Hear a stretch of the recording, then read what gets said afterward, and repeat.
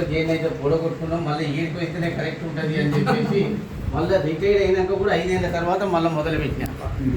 అది రిటైర్డ్ అయిన తర్వాత మళ్ళీ 5 సంవత్సరాలకు మనకున్నటువంటి ఫైనాన్షియల్ ఇలాంటివన్నీ ఇబ్బందులను దృష్టిలో పెట్టుకొని మనకి ఎక్కడ ఇంతకంటే మంచి మార్కెట్ లేదు. ఒక హాస్టల్ పెడదాం అనుకున్నాం, ఒకటి ఏది పెట్టాలన్నా ₹1 కోటి అవుతుంది.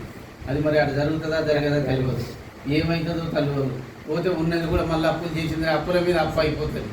ఇవన్నీ ఈ తిప్పలు పడ్డదానికంటే ఊరికే ఉండి 2 నమ్ముకొని హాయిగా కూర్చొని శనిగలు తిని చేయి కడుక్కున్నట్టు ఏం పనుగా ఎంత ప్రశాంతంగా ఉంటుంది. ఇంత ఇబ్బంది లేదు అనుకొని ఆలోచించి వాడు చాలా సార్లు రమ్మన్నాడు, రాలేదు. ఎందుకు ఒకసారి నాకు సూర్య తిరిగింది, వచ్చిన మీటింగ్ ఉన్నది. ఆ మీటింగ్ తర్వాత ఆయన ఎవరు మన శ్రీపాదం నెక్స్ట్ డేనే మళ్ళీ ఆయనది ఉన్నది, మళ్ళీ వచ్చేసిన.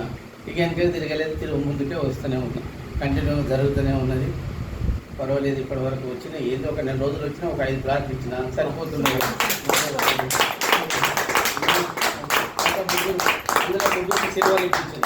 ముగ్గురికి సిల్వర్ ఇప్పించిన.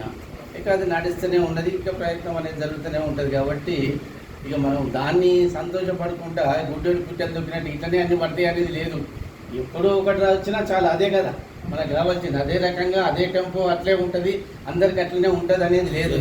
ఆ టైము అనేది వస్తుంటుంది. అందుకని దాని ప్రకారం మనం ముందుకు వెళ్ళిపోతే ప్రశాంతంగా రియల్ ఎస్టేట్ అనేది కొనసాగుతుంది.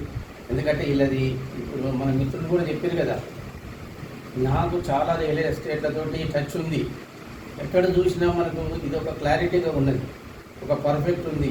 డబ్బులు ఇచ్చేటప్పుడు కానీ తీసుకోవడానికి కానీ చెప్పినటువంటి విధానం కానీ చేసే పని కూడా చాలా క్లారిటీగా ఉన్నది. అందుకని ఏ అసోసియేట్లో కూడా ఇబ్బంది పడేది, ఎవరు కూడా జేబులకు వెళ్ళి కానీ చేతులకు వెళ్ళి డబ్బులు ఇచ్చేది లేదు. ఒక అసోసియేట్ ఇచ్చినామంటే వాళ్ళకి డైరెక్ట్ వాళ్ళ బ్యాంక్ అకౌంట్లోనే పడుతుంది కంపెనీ నుంచి. అందువల్ల ఒక సిస్టమ్ అనేది బాగుంది ఇక్కడ. ఆ సిస్టమేటిక్గా పని చేసుకుంటూ పోతే చాలు మనకు ఖచ్చితంగా. మిత్రుడు పెట్రోల్ బంక్ రా, ఇక నువ్వు 10 ఏళ్ళు చేసినా అన్నీ అదే బంక్ పట్టుకొని ఉండవచ్చిందే. బంక్ అయితే కొనవు, వీళ్ళకి 4-5 ఏళ్ళు పని చేసి బంక్ అమ్ముతావని ఉన్నాడు, నువ్వే పోతావు. ఏమన్నా చైర్స్ గిట్ ఉన్నదా అని ఆ సిస్టమ్ అనేది వస్తుంది. అది ఇంట్లోనే ఉంది, ఇక నువ్వు ఎలా చేయలేవు, జీవితంలో ఎలా కూడా చేయలేవు. అట్లా ఆ సిస్టమ్ అనేది ఇక్కడ మనకు ప్రతి ఒక్కరికి దొరుకుతుంది. ఇది ఒక సముద్రం లాంటిది. నువ్వు బిందె పెట్టుకుంటావా, చెంబు పెట్టుకుంటావా, డమ్ము పెట్టుకుంటావా, నీ ఇష్టం. అలా సముద్రం ఉంది, నువ్వు ఎన్ని ముంచుకుంటే నీ శక్తి. నేను ముంచుకోవద్దనేటోళ్ళు లేరు, వద్దనేటోళ్ళు లేదు. నింపుకునేది నీ బాధ్యత. నువ్వు ఎంత చేతనైనంత అంత నింపుకుంటే దాని తర్వాత నువ్వే నింపుకుంటూ పోతావు. నీకు ఆ సిస్టమ్ అనేది అర్థమైపోతుంది. అది దీని యొక్క ముఖ్యమైనటువంటి ఉద్దేశం. Thank you.